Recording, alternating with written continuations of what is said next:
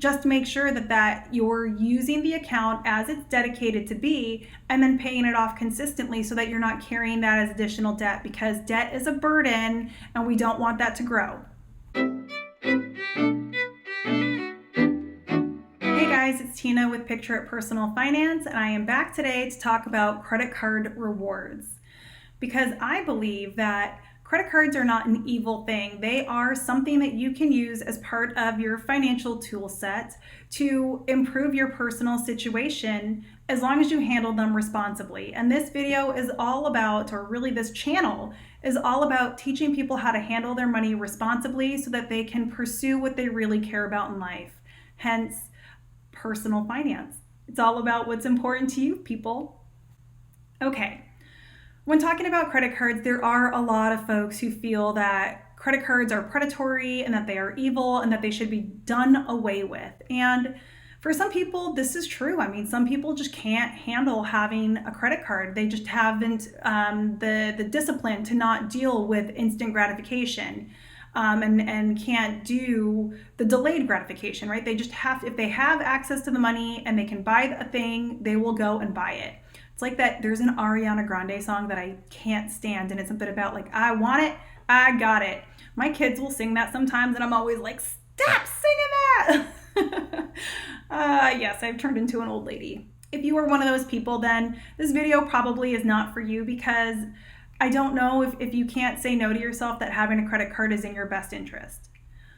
For those of us who have the ability to be responsible with a credit card, it is important to select your credit card with, I think, 3 things in mind. The first thing that I would want you to think about is, how can it benefit you in terms of rewards? If you're going to use a credit card, by all means, get rewards from it. I have one where I have access to different gifts, and I use them to be gifts for other people or just gifts for myself. So I use it for buying handbags or for sunglasses, you know, the type of accessories that I enjoy in life. And so this is a good credit card for me because I don't travel a lot. I don't have a desire for cash back. I would rather have the cool little, you know, additional gift and be able to enjoy that thing and know that I got it because it's sort of like a present to me for handling my credit card responsibly, is the way I look at it. And sometimes it's a present for other people. However, there are some people who really want the cash back, and there are a lot of people who really love to travel and would like to use their credit card as a way for accruing travel miles. Now, I am not going to speak about what is the right credit card for that. I think there are a lot of people who can give you that sort of insight, and I will link to some of them in my description box for you so that you can figure out what is the right credit card for you. But point number 1 for using a credit card with wisdom is understanding what is the extra value that it can give you in terms of rewards, and then what is the reward strategy that makes the most sense for you, like what is going to bring you the most joy and the most pleasure. Go for that one. Do your research, and if you need to change your credit card from time to time, then change your credit card. Just because you have one credit card doesn't mean you're locked in stone. Although I will say, before you close out any other credit cards, consider if you have any major spends coming up that you might have your credit checked for, or if you're looking to get a new rental apartment or buy a house or get a new job. I mean, all of these things check your credit. So you don't want to close a card out right before your credit's going to be checked, because typically closing an account will negatively affect your credit score. Point number 2 is to have a purpose or dedication for that account. I have, part of my coaching program where I work with clients is to set up for them an account strategy. I believe in having multiple accounts. I have an Instagram post I did a while ago where I talk about my 19 accounts. Yes, I have 19 accounts. That does include my credit cards and my checking accounts and my savings accounts and my retirement accounts, investment accounts, etc. But having many accounts is a great way to have money dedicated for certain purposes, and your credit card should be no different. Some of my clients be like, hey, my number 1 expense is groceries. So they buy all of their groceries on their credit card. They know at the end of the month that whatever $1,000 is on there, that was all groceries. And it's very easy for them then to check that they stuck to their grocery budget.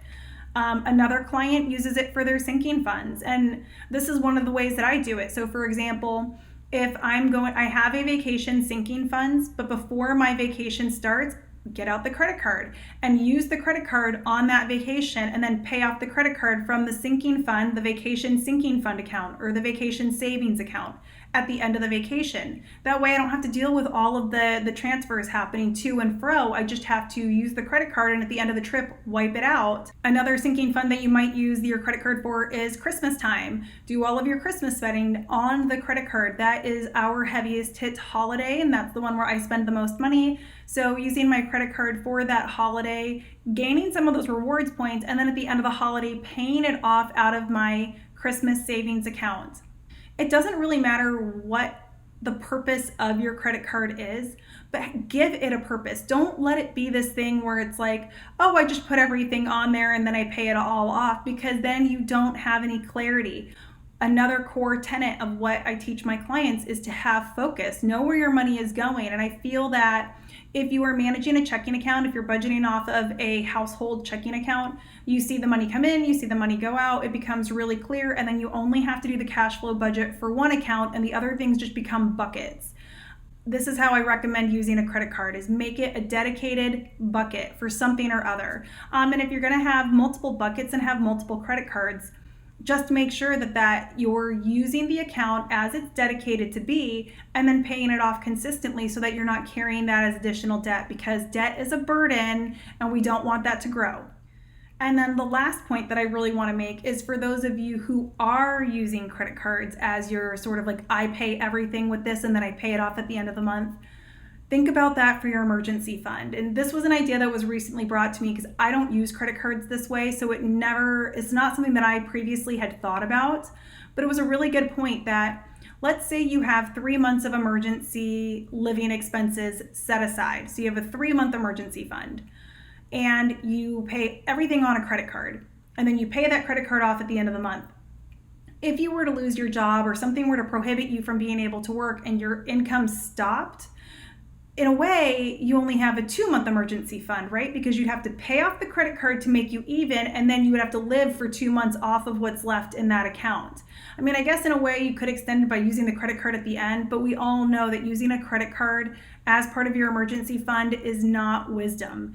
And so I would encourage you, if this is how you're using your credit card, to make sure that you extend your emergency savings by 1 month. So if you say you have a 3-month emergency fund, but you're using the credit card in this way, actually add 4 months worth of savings to that. That way, if and when an emergency happens, you can wipe out the credit card and then start with a fresh slate in that account and have your 3 months going forward. All right, guys, this really is a short video today, but I wanted to get that point out because it's been on my mind. I've been talking about credit cards and how to better manage the sinking fund spend so that you're not doing a bunch of little transfers back and forth. And I realized this is actually how I use my credit card, and I thought it might be helpful for the rest of you.